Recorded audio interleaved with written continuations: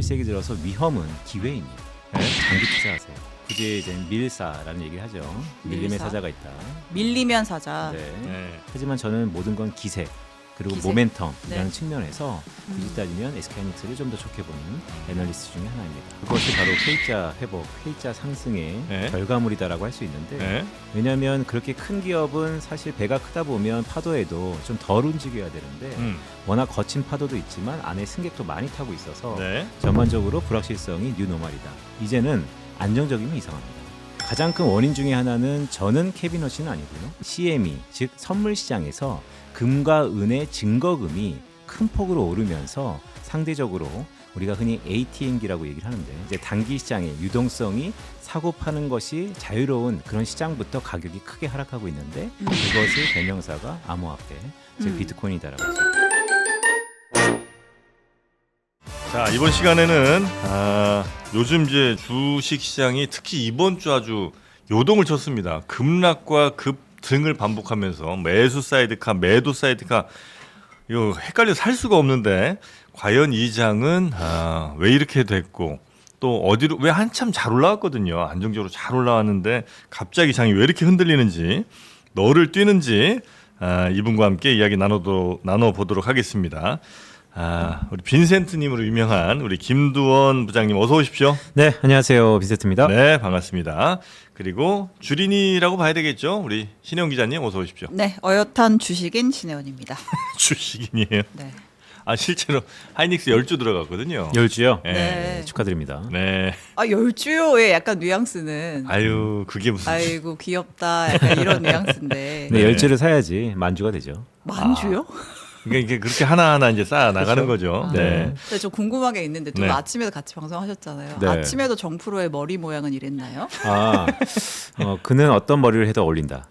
네, 근데 과도한 장의 자신- 색깔에 따라 좀 달라요. 네. 오늘처럼 요동치는 장에는 요동치는 헤어스타일로 가는 그렇죠. 건가요? 장 따라 가는 겁니다. 그렇죠. 네. 네, 심리를 반영하고 있습니다. 네. 일단 하여튼 이번 주 시장이 진짜 막 이 미친 분이 널뛰는 것처럼 네. 왔다 갔다 했잖아요. 네. 이거는 도대체 왜 그러고 일단 오늘 시장은 지금 어떻게 가고 있는지 그 현황만 좀 알려주시겠습니까? 네, 지금 12시쯤 됐는데요. 예. 아침 9시하고 분위기가 사뭇 다릅니다. 그래요? 일단 코스피 지수 자체가 5,000포인트를 회복했습니다. 네. 와. 잠깐 깨지기도 했어요. 그래서 현재는 한 2% 정도 내려가 있는데 전일 대비 지금은 한 5,060포인트 정도 되고 코스닥도 한 1,083선. 그러니까 전반적으로 한 1% 후반에서 2% 정도 조정을 받는데 네. 그래도 장 초반 그러니까 9시만 되더라도 한 5% 이상 매도 사이드카가 나올 만큼 네네네. 시장이 좀 불안했는데 그때 사셨던 분들은 지금은 사실 좀 해피하죠. 결론부터 월요일은 급락을 했죠. 네. 화요일이 급등. 등을 했고 삼성전자가 11% 올랐던 화요일이 네. 천조전자 됐던. 그래요. 네. 네. 그리고 이제 수요일은 그냥 불안불안이었나요? 그다음부터 의미 없죠. 네. 약간 그냥 뭐 좀 네.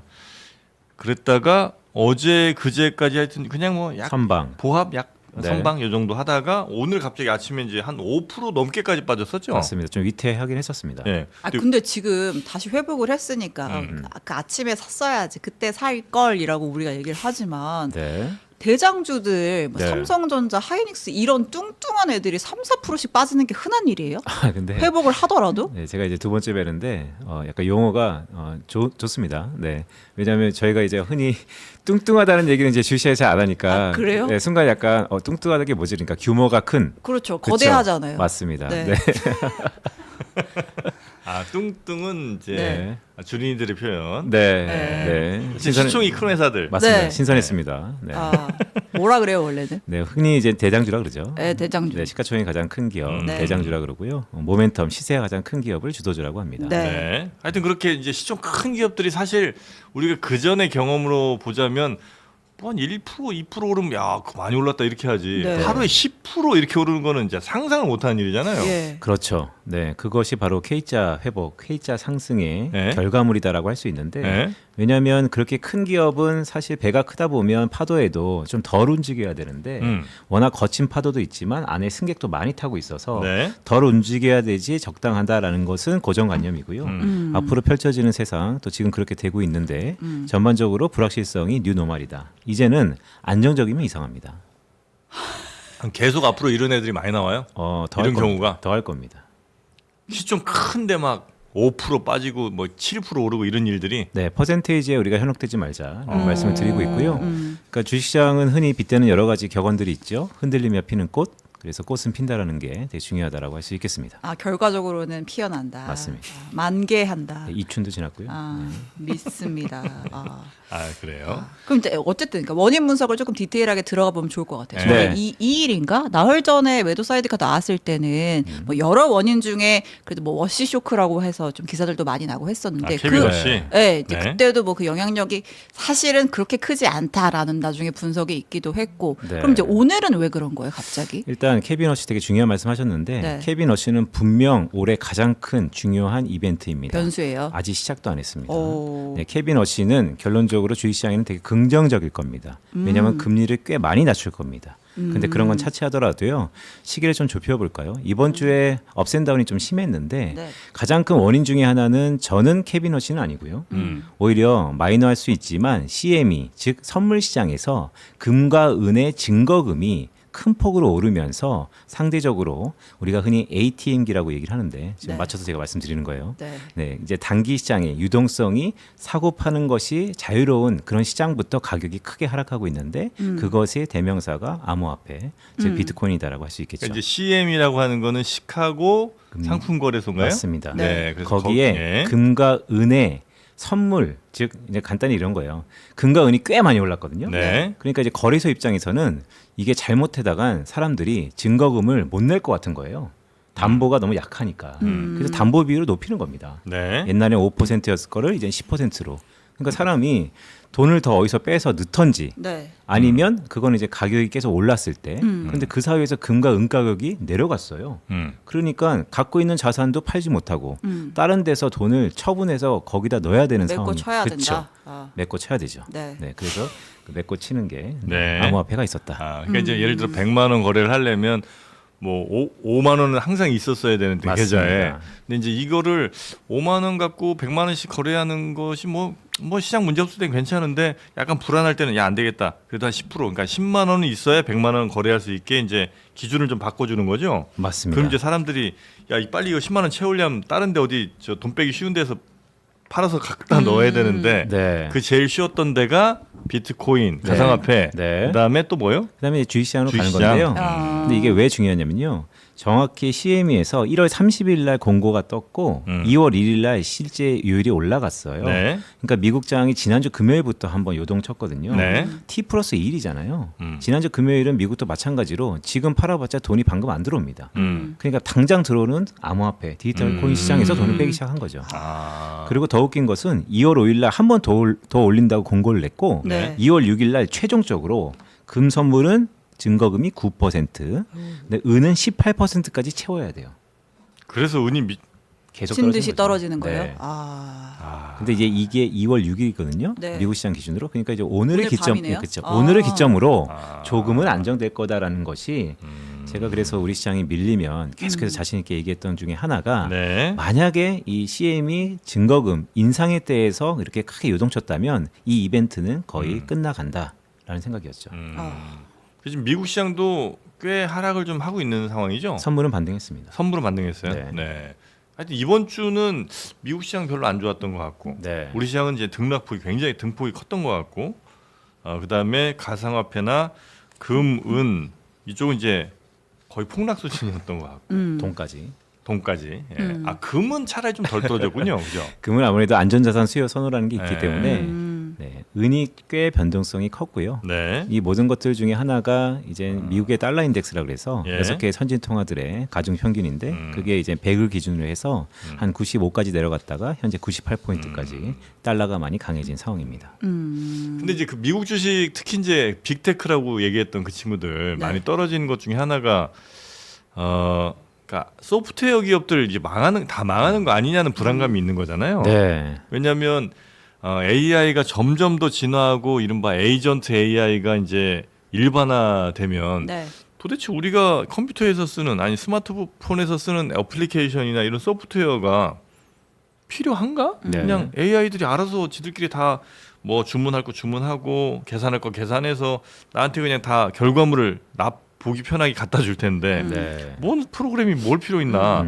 그럼 지금까지 우리가 그렇게 많이 가치를 부여했던 뭐 그래서 이제 어도비 뭐 이런 데들이 많이 떨어진 것 같긴 합니다만 맞습니다. 이런 데들은 이제 다 망하는 거 아닌가? 네.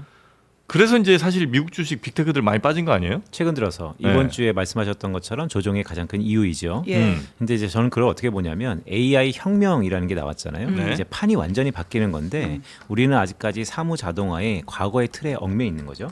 그러니까 세상은 바뀌었다고 하는데 여전히 소프트웨어, 사스라 그러는데 네. 흔히 피를 내고 조금씩 수익을 쟁취했던 소프트웨어 기업들도 바뀌었느냐를 보면 서서히 바뀌고 있다. 그들의 비즈니스 모델은 여전히 이전의 틀에서 벗어나지 못하고 있다라는 네. 우려감이 가장 크게 작용했던 이번 주죠. 그래서 그렇게까지 걱정하는 거는 좀 과도한 거예요? 걱정해야 됩니다. 아 해야 돼요? 네, 이런 게 바로 정화작용인데요. 네. 시장은 평가를 하겠죠. 예. 그렇게 완전히 없어질 기업이 있을 거고 아니면 그런 속에서 혼돈 속에서 영웅이 나온다고 새로 이제 히어로 같은 기업이 나올 건데요. 지금은 아까 우리 장도 정프로님 이런 말씀 주셨잖아요. 왜 이렇게 업앤다운이 큽니까? 네. 지금이 분수령입니다. 수급이 바뀌고 있고 예. 주포가 바뀌고 있고 기업이 전환되고 있고 모든 틀이 바뀌고 있습니다. 그러니까 누가 승자일지 패자일지는 몰라요. 하지만 이럴 때 변동성이 매우 커지는 것이고 시장에서 금융시장에서 변동성은 위험이라고 우리 보통 얘기하는데 네. 21세기 들어서 위험은 기회입니다. 네. 네. 그래서 네. 이 위험 속에서 네. 좋은 기회를 찾아내는 자만이 승자가 될 수 있다. 그렇게 맹목적으로라도 생각을 하고 우리 시장을 들여다봐야지 이 불확실성이 싫어 떠날래 아니면 이 불확실성이 과거와 익숙치 않은 건데 이별하기가 참 힘들다 등등을 갖고 있으면 네. 여전히 액션이 느리고 그렇다면 계속해서 새로운 포머를 느낀다. 아니 우리 저 기자님들도 요즘 주식들 다들 하실 거 아니에요. 뭐 주위에 많이들 하죠. 그렇죠. 네. 많이 뭐 코인을 하시든 하실 네. 텐데 그분들이 요즘 주변에서 많이 하시는 말씀 뭐예요? 돈 벌었다 이거야 아니면 샀어야 되는데 안 사서 미치겠네 뭐 이거. 껄이죠, 껄. 껄껄껄. 껄무새. 아, 전 재산 넣을 걸. 하이닉스 살 걸. 하이니스 살 걸. 10주 말고 100주 살 걸. 대출이라도 받을 걸. 그렇죠. 네. 그래서 B2 제 주변에는 사실 없는데 네. 기사도 많이 되고 있고 제가 뭐 어디서 들은 얘기로는 대치동의 어머님들이 전세금 빼가지고 3전을 산다는 거예요. 진짜요? 진짜로. 예. 오. 근데 그분들이 진짜 빠르잖아요. 가격이 움직이고 있죠. 그러니까 네. 부동산은 오늘 뭐 토픽은 주식이지만 네. 부동산은 전세라 월세가 있잖아요. 네. 근데 실제 전세와 월세가 같이 움직이는 것 같지만 코스피가 상승하면서 네. 전세는 요동치고 월세는 좀 안정적인. 그러니까 목돈 빼서 월세로 바깥하고 그 돈으로 주식 투자하고. 그래요.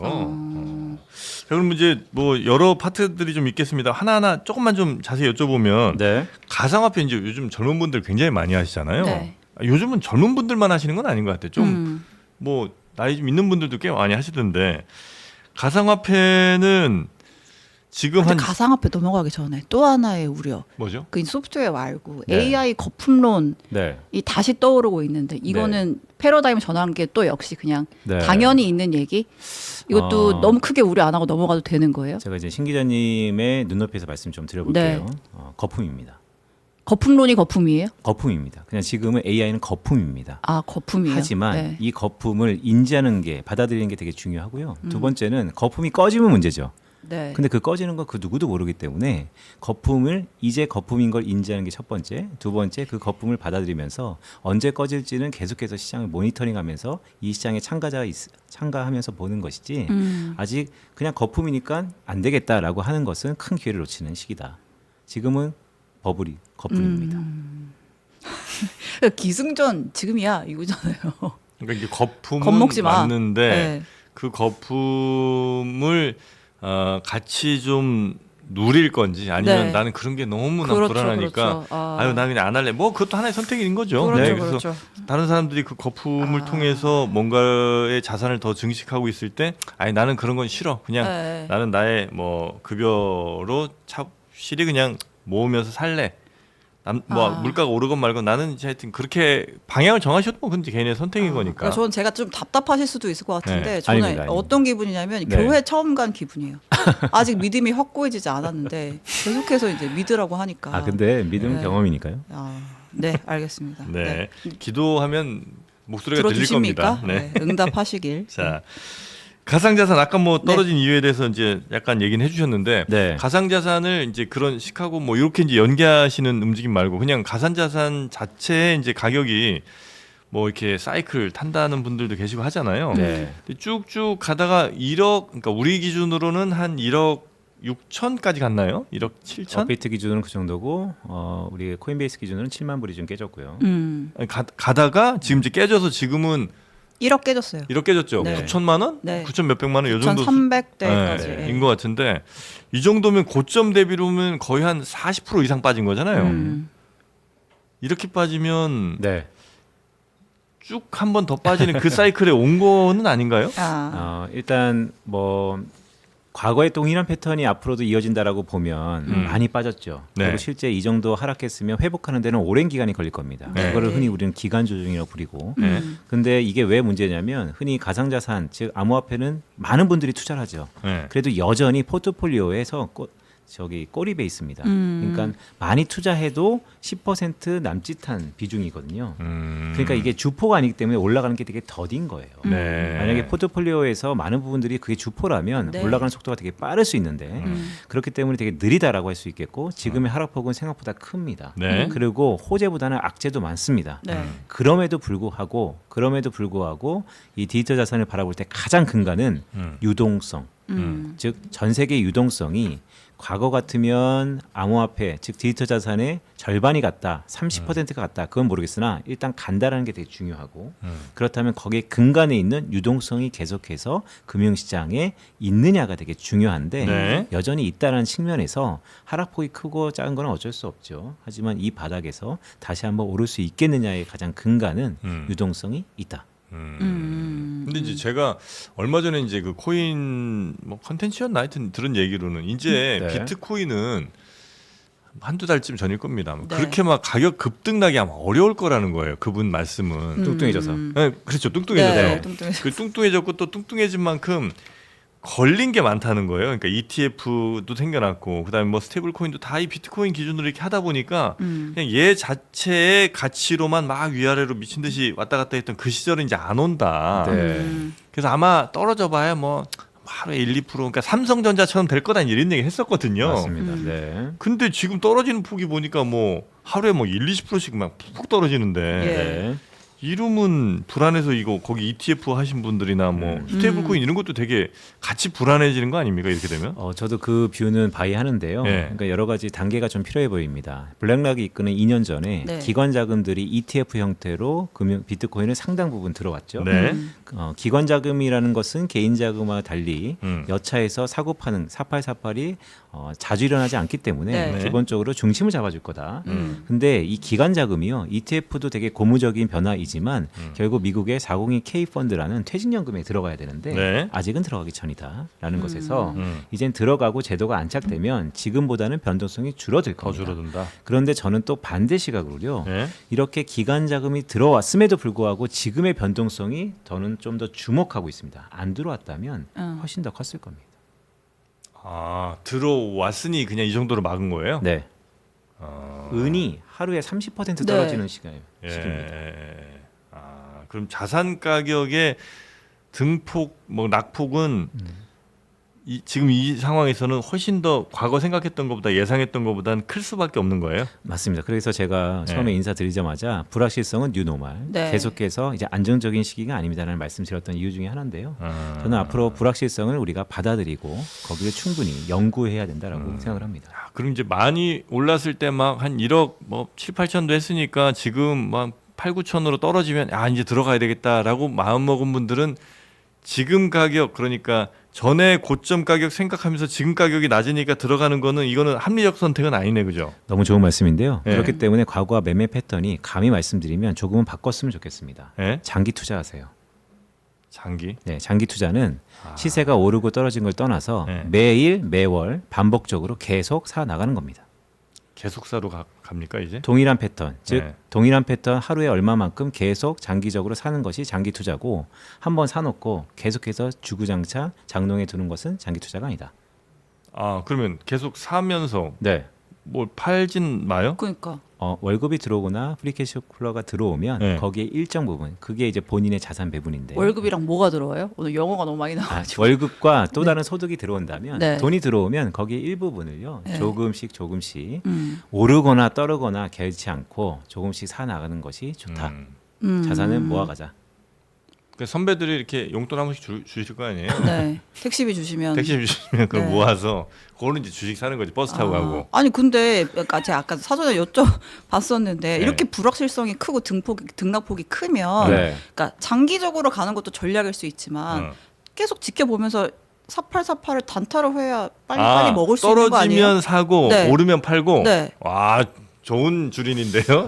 너무 좋은 말씀인데요. 네. 제가 또 이제 두 번째 뵀으니까 감히 네. 좀 말씀드리면 투자는 확신이 아닌 확률로 해야 합니다. 확률. 기본적으로 4848이 엇박자 날 가능성 50% 확률적으로 네. 제대로 먹을 가능성 50%. 네. 네, 확신이 아닌 확률로 해라. 그리고 4848을 개인이 그것도 아주 충분히 훈련되지 않은 개인이 4848 맞출 가능성은 반반이 아니고 맞출 가능성이 한 20%? 못 맞출 가능성이 80%라고 저는 봅니다. 왜냐하면 이게 이제 사람의 감정이라는 거는 무조건 무서우면 도망가게 돼 있잖아요. 네. 근데 그 시장이 진짜 사람을 잘 우스갯거리로 만듭니다. 되게 조롱을 잘해요 시장이. 네. 미스터 마켓이란 그분이 네. 틈만 나면 나를 이렇게 지켜보고 있다가 얘 어떻게 하면 골려줄까 그것만 생각하는 분인 것 같아. 네. 그래서 막 올라가, 에이 아닌 것 같은데 또 올라가, 야, 진짜 얘 더 가나? 또 올라가, 와, 씨. 어깨. 그러니까 그거를 하는 게 어렵다. 매우 어렵다. 그럼 어렵다. 도대체 수익 실현은 언제 하는 거예요? 수익 실현은 언제 하실래요? 수익 실현이요? 네. 그거는 사기 전에 미리 목표를 정하고 가야 됩니다. 우리가 2호선이 아니기 때문에 네. 김포항 안 가려면 네. 발산에서 내려야 되는지 한번 봐야 됩니다. 그러니까 예를 들어 내가 정해놓고 자 장기 투자를 하이닉스를 하더라도. 들어갔어. 네. 네, 들어갈 때 이미 내가 뭐 70만 원에 들어갔으면 얘는 내가 120에 무조건 나온다라는 생각을 하고 이제 들어가라는 거죠. 근데 실제로 근데 110쯤 돼. 네. 그럼 막 팔고 싶어 미칩니다. 네. 그렇잖아요. 네. 예, 왜냐면 난 이게 수익을 확장하고 싶으니까. 맞습니다. 여기 110 갔다가 다시 또 80으로 떨어지면 어떻게 해? 네. 그래서 이제 110에 파는 분들이 많죠. 네, 많죠. 그것만 해도 굉장히 성공적인 투자 아닌가요? 맞습니다. 그렇기 때문에 첫 네. 번째 이전과 달리 네. 사기 전에 정해야 된다는 거고 음. 두 번째는 사기 전에 정할 때 첫 번째 레벨 1은 그냥 맹목적으로 찍는 거죠. 뭐 50만 원 벌면 팔래. 네. 근데 레벨 2는 이제 기업 수익, 주가라는 것은 기업의 어닝에 대한 대리 변수, 플락스니까 네. 이 기업이 얼마 정도 돈을 벌 것 같으면 팔래, 얼마 정도 벌면 팔래. 그게 이제 실적이라는 게 분기마다 나오니까요. 네. 그러면서 이제 데이터를 하나씩 받아보면 경험이 쌓이고 네. 종교가 되지 않을까. 좀 디테일하게 이제 종목으로 가볼까요? 종목 뭐 있죠? 뭐 삼성전자든 하이닉스. 네. 마음이 좀 급하시구나. 아닙니다. 삼전 하이닉스 더 하실 거예요? 네. 네. 아니 뭐 삼전 하이닉스는 그래도 빈센트님은 대체로 좋게 전부터 네. 굉장히 강하게 보셨잖아요. 실적이 숫자로 지금 나왔잖아요. 실적도 네, 나왔죠. 삼성전자. 네, 네. 저는 뭐 굳이 이제 밀사라는 얘기를 하죠. 밀림의 밀사? 사자가 있다. 밀리면 사자. 네. 네. 그 중에 이제 SK하이닉스의 모멘텀을 좀 더 좋게 보는 사람 중에 하나고요. 네. 전반적으로 뭐 전망이라든지 수익성은 삼성전자는 HBM이라는 고대역폭 메모리 외에도 네. 과거의 레거시 메모리라 그래서 D램부터 시작해서 랜드 플래시 등등 많은 것들을 하니까 네. 전방위적으로 가격이 오르면 수혜를 보는 제 1순위이긴 합니다. 그리고 한국을 대표하는 가장 큰 대장주를 한 20년 동안 하고 있었고요. 네. 하지만 저는 모든 건 기세 그리고 기세. 모멘텀이라는 네. 측면에서 굳이 따지면 SK하이닉스를 좀 더 좋게 보는 애널리스트 중에 하나입니다. 둘 다 좋다. 그러나 나에게 두 개 중에 하나를 고르라고 하신다면 나는 네. 하이닉스를 고르겠다. 저는 기세, 모멘텀을 믿습니다. 네. 그래서 하이닉스를 갖고 계신 신 기자님 매우 행복해 네. 하시는 것 네. 같고요. 네. 열주? 네. 네. 그러나 하여튼 삼성전자, 하이닉스 둘 다 좋다는 거죠. 기본적으로는. 맞습니다. 네. 그리고 이제 삼성전자, 하이닉스를 가면 많은 분들이 부품주나 소재주 네. 또 또 아래 애들. 생각하시는 분들 많잖아요. 네. 근데 그거는 지금 이제 많이 가는 게 물량이 가서 가는 게 아니라 네. 가격이 가서 가는 거니까 네. 부품 소재는 생각만큼 안 갈 가능성이 좀 높죠. 되게 좋은 겁니다. 그러니까 결국 P 곱하기 Q인데요. 네. 가격이 오르냐 물량이 느느냐 둘 다 주가에는 좋습니다. 음. 하지만 연속성을 보면 가장 건실한 것은 물량도 늘면서 가격도 올라야 되죠. 정말로 쉽지 않죠. 그건. 네, 수요와 공급의 법칙을 깨는 건데요. 네. 최근 그게 깨졌습니다. 아. 그렇기 때문에 삼성전자와 SK하이닉스가 올라가는 겁니다. 네. 근데 이게 영원할 수 없다는 거 우리가 다 알고 있죠. 예. 그리고 말씀하셨던 것처럼 좀 어려운 얘기를 하면 밸류 체인, 즉 삼성전자와 SK하이닉스가 돈을 많이 벌면 그들이 완전한 제품 제조사가 아니기 때문에 네. 소부장이라 그래서 네. 소재와 부품을 만드는 종목들이 움직임이 꽤 크죠. 그래도 그러니까 그렇게 디테일하게 너무 좋아서 그렇게 투자하는 것도 좋지만 그래도 왜 이렇게 어려운 길을 가는가? 결국에는 확실한 게 있다. 아 아니 삼성전자 하이닉스가 있는데 네. 비싸니까. 그 비싸다는 거, 늘 하시는 명언 하나 있죠. 네, 뭐 주식은 항상 비싸죠. 주식은 늘 아. 비쌉니다. 네. 주식이 아니 저는 그런 의미의 비싸다가 아니고요. 응. 내 수입에 비해 비싸니까. 한 주 가격이 네. 한 주 가격이 참 의미가 어찌 보면 참 없는 거기도 한데. 맞습니다. 그런데 네. 조만간 그런 니즈가 많아지면요. 네. 세상에 원성이 많아지면 제도가 바뀌죠. 아마 예. 소수점 거래라는 게 곧 나올 겁니다. 한 주에 그러면 지금 하이닉스가 뭐 80만 원이라고 치고 네. 8만 원이면 사기 좋아요? 심리적 부담이 좀 덜하잖아요. 아, 그래요? 네. 그럼 그렇게 해드릴게. 왜냐면 0.1주 사는 방식도 있을 수 있거든요. 아, 그렇게는 안 삽니다. 저는 사도 10주, 100주 딱 이렇게 맞춰 삽니다. 그래요? 네. 그러면 하이닉스를 오늘 제가 이 코너에 들어온 게 좋은 선택이었을까요? 한 주당 네. 8만 원으로 낮춰주는 게 좋게 10분의 1 주식을 분할하는 네. 이 방법도 이제 있을 수 있으니까요. 네, 보여주는 건 여러 가지가 있을 수 있습니다. 네. 그러나 하여튼 한 주당 얼마인지 가격이 또 주식 처음 하신 분들께는 굉장히 중요하기도 하더라고요. 중요합니다. 그렇죠. 왜냐하면 황제주라는 것도 네. 한 주당 100만 원이 넘으면 네. 우리가 흔히 황제주라는 것도 많이 불렸으니까요. 네. 네, 그래서 이제 일단 한 주당 가격이 좀 비싼 것 같아서 사기가 좀 부담스럽다 이거죠. 네. 그럼 지금 이제 3대장이라고 하면 어쨌든 시총으로 보더라도 삼성전자, 하이닉스 다음 현대차잖아요. 네, 현대차가 올해 네. 들어서 그러니까 지난달에 3위로 복귀했죠. 네. 근데 현대차는 자동차 수출이 막 그 반도체처럼 막 가격이 오른다든지 막 물량이 는다든지 이건 아니잖아요. 너무 좋은 질문이신데 네. 그리고 또 정프로님이 현대차와 애증 관계가 있잖아요. 현대차는 겉으로는 자동차지만 결국 우리 트랜스포머처럼 네. 지금의 현대차는 아마 우리의 후손들은 현대차는 이제 로봇으로 인식될 겁니다. 네. 그래- 아틀라스. 네. 어? 아니에요. 그래서 아마 현대차는 로봇주로서 이제 평가를 해야 되는 건 아닌가. 그렇게 평가받기 때문에 주가가 최근에 움직였습니다. 만약에 네. 말씀하셨던 것처럼 혹자는 그게 무슨 로봇이냐 자동차지 라고 한다면 다시 한번 주가는 힘을 잃을 겁니다. 오로지 로봇으로 지금 이 두 배가 간 거예요. 로봇으로 기세가 붙었죠. 수급이 아. 붙고 현대차는 10년 동안 돈을 계속 잘 벌었습니다. 예, 하지만 맞아. 예, 주가 진짜 안 갔어. 네, 박스권에 갇혔던 이유는 예. 성장 산업에 속해 있지 않았기 때문입니다. 예. 그런데 그 성장의 모멘텀을 CES 지난달 미국에 있는 CES 이후에 네. 아까 신 기자님 말씀 주셨지만 잠깐 수줍게 아틀라스 네. 그리고 이제 로봇이 그것을 네네네. 움직이면서 로봇주로 재변신하고 있습니다. 근데 그만큼 이제 반영을 한 거잖아요. 아틀라스 CES를. 그 되게 엄청 전문가적인 질문인데요. 그거는 그 누구도 모릅니다. 이게 반영이 다 됐는지 아니면 네. 더 됐는지 덜 됐는지. 네. 그거는 혹자는 반영이 됐다라고 하면 지금이 비싸 보일 것이고 네. 네. 혹자는 로봇이 이끌어가는 미래에 대해서 지금은 아주 극소수 반응했다라고 하면 네. 이제 시작이라고 볼 수 있습니다. 근데 이제 시작이라고 보려면 CES에서 보여줬던 그 퍼포먼스 말고 네. 실제로 이걸 공장에서 쓴다든지 뭐 네. 하는 그런 뭐 현실에 적용할 수 있는 것들이 다 로드맵이 준비가 되어 있는 거예요. 맞습니다. 이제 그런 청사진을 하면서 네. 주식 시장은 긍정 회로를 돌리면서 현대차에 많은 점수를 주고 있는데 그게 정말 공장에 들어가서 옆에 사람 대신에 일을 네. 할지 등등은 또 제도적인 부분이 많이 뒷받침돼야 될 상황이기도 합니다. 네. 그 주식 격언 같은 거 중에 누구까지 들어오면 이제 그 주식 시장 끝났다 이런 얘기들 몇 개 있잖아요. 굉장히 누가 나타나면 끝난다 네. 등등. 지금 현재 상황이 거의 그 상황 아니에요 혹시? 네. 과거와 다른 게 있습니다. 네. 말씀하셨던 것처럼 지금은 10명 중에 9명이 주식 얘기를 합니다. 네. 그리고 대부분 전문가들이 많이 등장하고 있습니다. 위험 신호입니다. 더구나 B2라는 얘기도 많이 하고요. 예. 다른 질문이지만 저는 B2는 빛 좋은 개살구라고 얘기를 합니다.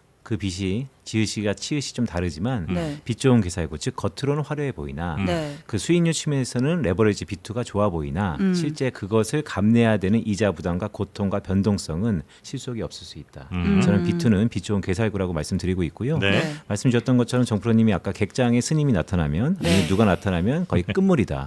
저는 존경은 없습니다. 네. 그런데 그럼에도 불구하고 과거와 다른 건 이 정부가 건국 이래 처음으로 가계 네. 포트폴리오를 자발적으로 조정하고 있다는 게 좀 다른 점입니다. 머니 무브를 만들겠다는 거잖아요. 네. 맞습니다. 네. 네. 아, MM. 네. 네. 아, 그래서 이제 그거는 과거에는 없던 현상이기 때문에 네. 과거에 그 격언이 맞지 않을 가능성이 좀 높다 현재는. 늘상 격언은 조금씩 업그레이드가 되는데요. 네. 물론 과거의 패턴이 반복될 수도 있는데요. 과거와 다른 점도 분명 있다라는 걸 인식하면서 그 격언을 자기화시키는 게 되게 중요해 보입니다. 네. 아, 그것도 격언 관련해서 이런저런 불만들이 많아서 격언이 객장에 스님, 목사, 신부님 또 누구 법사. 있다고요? 법사 네. 예, 등등 나타나면 그 네. 시장 끝이다. 이런 얘기가 있습니다. 예, 특정 종교만 얘기해서 혹시 좀 그러니까요. 제가 종교색은 없습니다. 네. 네. 근데 그래서 지금 현재 근데 B2를 하시는 분이 많긴 많죠. 맞습니다. 뭐 데이터로도 좀 나온 게 좀 있습니까? 데이터로 B2가 꽤 많이 나왔는데요. 네. 문제는 B2가 지금 나와 있던 데이터의 합계보다도 네. 더 많이 계속해서 하고 싶어 한다는 것이고 네. 우리 B2와 레버리지를 비슷하게 우리가 인식하고 있는데요. 네. 결국 갖고 있는 것보다 좀 더 멀티플, 즉 배를 해서 뭔가를 사자라는 행위이니까요. 그런데 지금 정부가 어쨌든 주요 대장지라고 할 수 있는 아니면 주도주라고 할 수 있는 네. 전자와 닉스 정도의 단위 상품으로의 레버리지도 네. 고민하고 있기 때문에 예. 이 자칫하면 이것이 무슨 빚내서 땡땡 사는 것처럼 권장하냐라고 할 수 있겠지만 네. 실제 이런 거죠. 우리가 사후적으로 곰곰이 생각해 볼까요? 어떤 사람이 마음이 없는데 권장한다고 그걸 사는 사람은 없습니다. 마음이 없는데 그렇죠? 뭐 그렇겠죠. 네, 예. 법으로 그게 정해져 있는 것도 예, 아니니까. 예. 그래서 물론 유도한다라고 사후적으로 평가할 수 있겠지만 네. 이런 다양한 측면에서 제도적인 장치가 없었던 게 있는 것은 전 개인적으로 주식시장의 참가자 입장에서는 긍정적으로 보고요. 네. 하지만 그 이면에 빚투의 무서움, 저는 빚 좋은 기사구라고 다시 한번 말씀드리지만 그런 표면적인 보다 감내해야 될 비용들이 상당히 크다라는 것도 계속해서 다시 한번 말씀드립니다. 어떤 분들은 근데 주식도 하지만 또 한편으로는 인버스 그러니까 떨어지는 거에 투자해서 네, 떨어지면 이거 먹고 올라가면 이거 먹고 이런 분들 계시잖아요. 쾌감 있죠. 이런 전략은 어떻게 보십니까? 제가 양평에 가면 두물머리 아세요? 네. 네, 두물머리에 핫도그 맛있죠. 바람을 착 맞으면요. 네.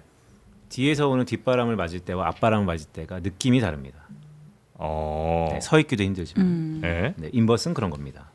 마주오는 바람이 네. 훨씬 더 쾌감을 주지만 네. 자칫하면 네. 송두리째 날아갈 수 있는. 그래서 아. 저는 바람은 시류에 따라서 조절하는 게 아니고, 그러니까 저항하는 게 아니고 제가 조절하는 거니까요. 그래서 인버스 투자는 상당히 오랜 경험을 갖고 하셔야 된다라는 말씀을 신 기자님께 좀 드리고 싶습니다. 네.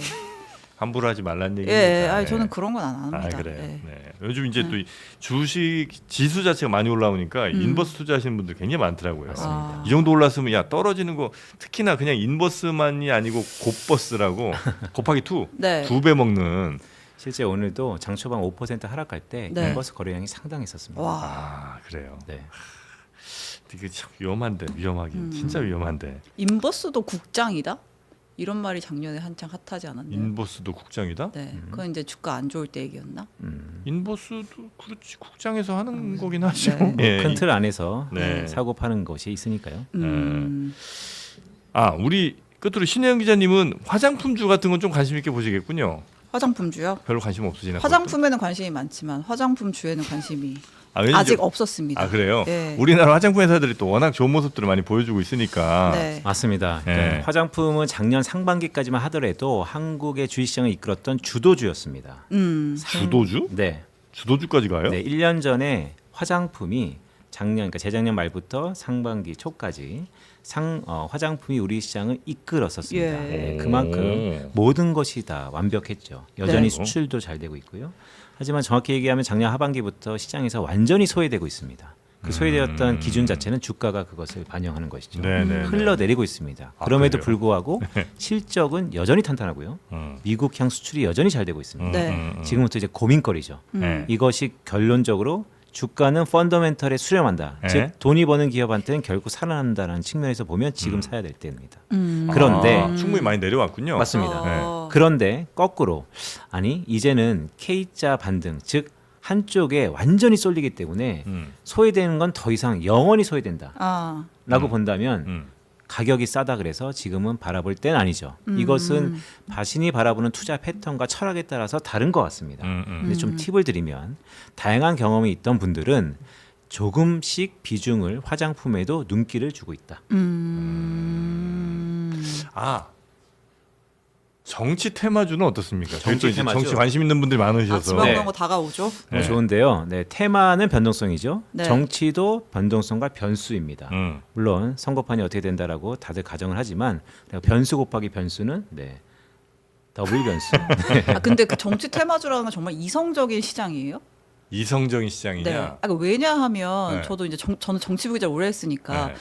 어떤 특정 후보에 딸려오는 테마주가 네. 사실은 그 사람이랑 관련이 없는 경우가 되게 많아요. 아, 그렇지. 근데 네. 그건 믿음의 영역인 거죠. 네, 예. 믿음과 경험의 영역인데요. 경험을 많이 하셨던 분들은 그러니까 이제 테마가 트렌드가 되고 트렌드가 주도주가 되거든요. 네. 근데 정치 테마주는 테마에서 그치는 경우가 종종 있었습니다. 그러니까 그런 경험이 있는데도 불구하고 왜 누가 된다라고 하면 그 테마주가 오르냐고요. 실체가 없는 걸 알면서도. 실체 그죠. 그 실체를 믿는 분들은 없는 것 같고, 네. 그냥 가격 올라가는 것 자체를 그냥 즐기고 싶으신 건가? 진짜로 어떤 분들 보면 네. 뭐 본관이 갔다고 오르는 회사, 네. 고등학교 갔다고 오르는 회사, 예. 어떻게 동창이- 와이프가 동문이라 오르는 회사, 별의별 회사들이 다 있죠.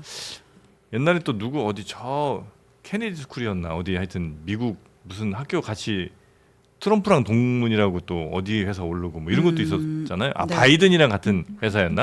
하여튼 뭐 그런 게 있었는데 네. 그거는 진짜 하시는 분들의 영역이지.